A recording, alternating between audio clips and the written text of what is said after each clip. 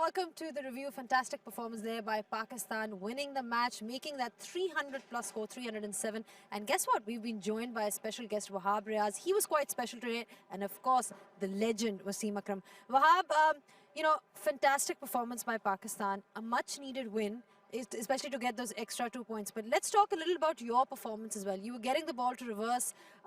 You were feeling generally, it felt like you're feeling confident about your bowling.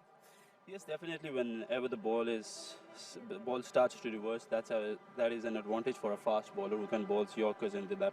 And I think that's what we were looking for. And I think because it was reversing, so I was able to produce that reverse swing thing. So I have a question for you. How is the body? That is not the right question to see right now. To be very honest, I thought my grandfather is coming to meet me. Seriously, it feels like that at the moment. Yeah, because it's been very tiring. I think the grounds are very soft. You have been brilliant. And tell us about this new thing you started. When you come around the wicket, you come from behind the umpire. Why is that?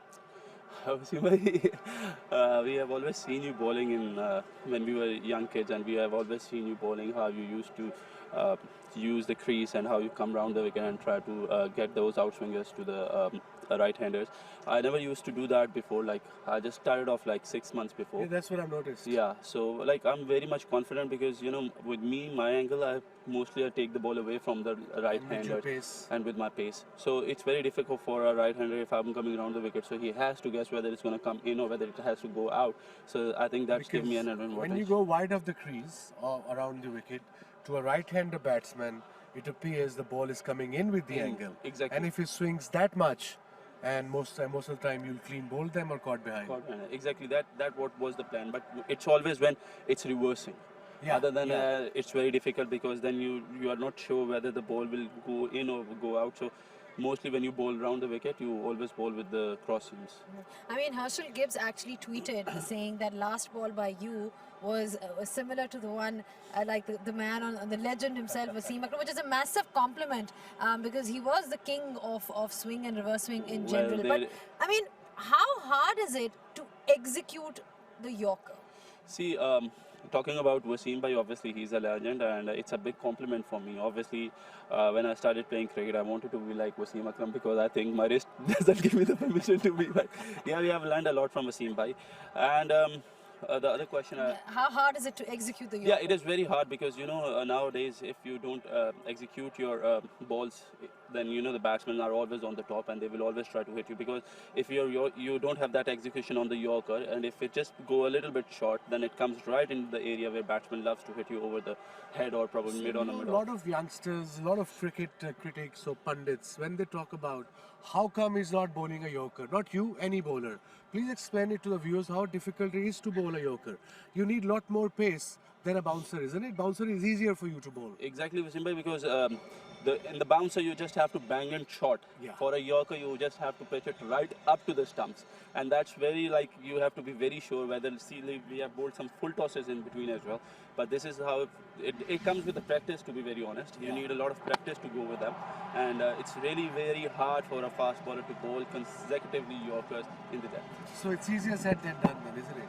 Like commentators and critics say, why? How come he's not bowling a Yorker? Because it's a difficult delivery to learn.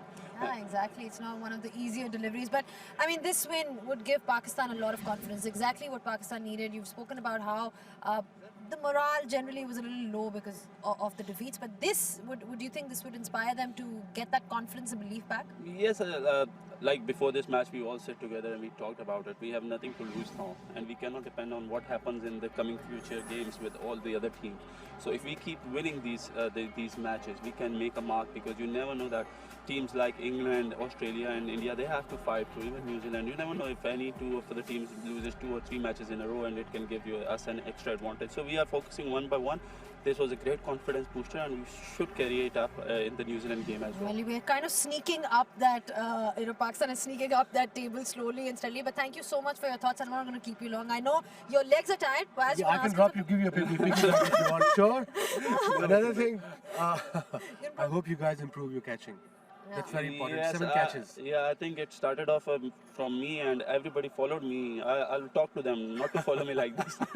Follow me when I'm getting wickets, Get me. not when I drop catch. Yeah, All the exactly. best, Gary. Thank you, You were thank you great. very much, Wasim. Thank Thank you. you so much. Thank you so much. You can leave. We won't, we know that you're super duper tired as well. But yeah, I mean, like I said, it was a good performance by Pakistan. Shadab Khan also taking 3 wickets. And apart from that, Wahab Riaz taking 3. Amir, remember Amir is the one who set it up for Pakistan. And Shaheen Shah Afridi chipping in with that 1 wicket as well. Right, so I've been joined by Sean Pollock here as well. I was feeling very much like my cricket team out of the competition at this stage. Yeah. So, you've got, in terms of Pakistan, Waz, let's just talk about that opening partnership. It was important for them because they've been losing wickets up front. That partnership between Imamul Haq and Fakhr Zaman kind of set the tone for Pakistan. Yeah, Fakhr is very crucial for Pakistan. He's a positive player, and of course, there's a role. Fakhr is the aggressor, and Imam is the guy who's going to rotate the strike, and he's got good technique. So, opening partnership was crucial, and I think they were all very positive when they came out in the morning. When I met them, they were relaxed. Like I said, they were happy, they were smiling instead of quieter and under pressure, and that shows in their cricket today, especially in their batting. The way Imam and Fakhr started, it was at times treat to watch. I mean, not only just the opening partnership, when you talk about Pakistan's batting, Sean, Babar Azam, he's like the glue who kind of keeps the batting together. And we saw that kind of innings as well today from him. I mean, he is one of those guys who puts a price on his wicket. Yeah, I've been really impressed by what I've seen from Babar Azam. You know, he came to South Africa and performed in all the different formats, and it was another example today. He just almost goes around accumulating without too much fuss. He just gets on with his business. He's a class player, 69 of 80 deliveries, 7 fours. And, he's just really is, as you mentioned, he's the guy that they can bat around. They've got a lot of tacking options outside of him. He's and Harris, learning, he's a quick learner. But the only thing he has to learn now, Babar Azam, how to finish the game, if he's chasing or if he's batting first. Like today, he was well set, he was 68, and suddenly he played that shot. Because Haris at the other end was playing the aggressor. So he didn't have to play that shot. But again, he's young, he's learning. Yeah. Sean, in terms of South Africa's bowling, do you think where do you think they went wrong with their bowling plans today? Yeah, I think just to start off with, I think the option might have been rather to come around the wicket, try and tuck them up. They opted a few little wide deliveries and they were off to a bit of a fly. We did a graphic at one stage where we showed the beehive of the boundaries that had been scored, and I think in the first 10 overs there was probably 6 or 7 deliveries that had been hit from really wide on that beehive, and they offered up too many balls to be put away. And as you say, Pakistan like to get off to a fast start. Fakhr's looking to go after anything that he can and set the tone, and they did exactly that. And it was always difficult for South Africa to pull it back. They did well to pick up 2 wickets and then got Tahir into the attack, and he tried to get things back in their way. But then that finish meant that Pakistan had finished strong and got over the 300 mark. Well, there's one guy who's dominating the bowling today, Haris Sohail. I mean, again, somebody who was not picked earlier on. I mean, he didn't play in the side. Shoaib Malik was dropped. He was brought back in, and he just seemed so comfortable today. Yeah, today I saw him first time batting the way he batted. Usually he comes in, he takes his time, he's either hesitant, but today, the minute he came on, he started playing his shots and cricketing shots, not slogging, and that's why he's very dangerous. He just have to improve his fitness. I can understand he had a knee operation 6-8 months ago or whatever, but now is the time in this day and age. If he improves his fitness, his batting will improve as well. And this is as simple. Batting woes for South Africa as well, Sean. I mean, Quinton de Kock, he seemed like he was struggling today. He couldn't really find the gaps. Yeah, he's not a massive fan of facing left-arm seamers. You get the ball to come into him and then shape away. It's something that has troubled him over the years. But it's so important that he gets off to a good start. Losing Hashim early, they did put a partnership on and he got himself to 47. But unfortunately, we've seen it a couple of times in this tournament. He likes to be aggressive, but there's a big difference between aggressive and being reckless. Unfortunately, those kind of examples, whacking it to the longest boundary over the fine leg's head and then getting caught on the fence. Unfortunately, when you understand that you've got of the 6 members in the batting lineup, you've probably only got 2 or 3 that are firing. If you're getting into good positions, if you're getting yourself in, you have to be the one to go on and get the 3-figure score, because you can't really rely on the rest of the guys to come. And I think that's maybe not what he's not understanding that. He has to be there after 40 overs. If he is, there's a good chance South Africa wins the game. I mean, would you say it was a case of poor shot selection by some of the South African batsmen? Probably. I think Sean can put a light on it a lot more than me. But they looked out of touch. In general, the whole team, when they came out to bowl, they were quiet. I mean, young bowler Rabada, obviously, when he got hit for 4 and captain just made some gesture and he went up to him. I mean, I can understand captain can get frustrated, and that's what he has to learn. And Shadab bowled brilliantly. And Amir, again, leader of the pack, got some wickets. I mean, this that was the dismissal that cost South Africa in many ways. I mean, Faf's such a big player, the other guy's pretty relatively inexperienced, and Faf could have been the calm head to the back end of the innings. So for him to get out in that manner, they just bring Amir into the attack. He's been the form bowler. You just got to understand that and make sure you don't do anything stupid against him. He went after him, hit it up in the air, and then Wahab was brilliant at the end. You know, but you can't expect much from tail-enders. You got a guy bowling high 140s, even 150s, getting the ball to tail. They've got absolutely no chance. It has to be the responsibility of that middle order to get your team into a position to win. Yeah, I mean, it wasn't an impressive show overall. And that 259 was kind of helped by Pakistan's catching. I've seen their scorecard about 700 times already in last half an hour. But yes, you're spot on. I mean, just one word on the catching, though. I mean, like I said, this could have been over far earlier. Pakistan's fielding in this entire tournament has been below par. 14 drop catches so far, the highest by any team in this World Cup.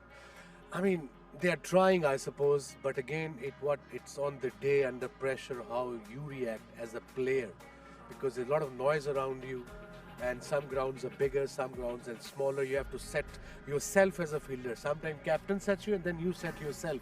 4 steps in, 4 steps back, 4 steps right. But yes, the drop catches can cost them a game. There was a big game, but 7 drop catches is a bit too many, I reckon. Yeah, the South African batting hasn't been great, so if you give them another opportunity, you still might have another chance to get them out. When you play against the big teams, when you play against your Warners, your Williamsons, your Finches, you know, all these guys who get hundreds or Kohli, for example, for a living, if you give them a second chance, they're going to make you pay. South Africa didn't manage to do it, and you can understand the frustration of Mickey. I think Mickey's expressions tell a story here. Literally, I mean, he wears his heart on his sleeve. And yeah, 308 with top scorer 89. And then South Africa, 259 for 9. It was again du Plessis making that 63. Pakistan winning the match by 49 runs. But guess what? We love to hear your thoughts. We love to hear from you generally. Remember, you can write to us on ICC, on all our platforms, YouTube, you know, Facebook, pretty much everywhere. Thank you so much, gentlemen, for your thoughts. I think it's time to head home now and get some sleep. Yeah, I hope you guys enjoyed the review. We'll see you for the next one. Until then, goodbye. This is a must-win game for South Africa. You should call me before I go, 'cause I got options. Don't think I don't. Sensational. There's something good though, and feeling more. You should call me before I go. Stand by. Brilliant catch from Imran Tahir. There's a million other people here tonight. Stadium is alive. You know I can have a good one if I lie. Yeah, you ain't got long to love me, there's no lie. Gone. I can't stay on standby. And it's taken. One captain nails the other.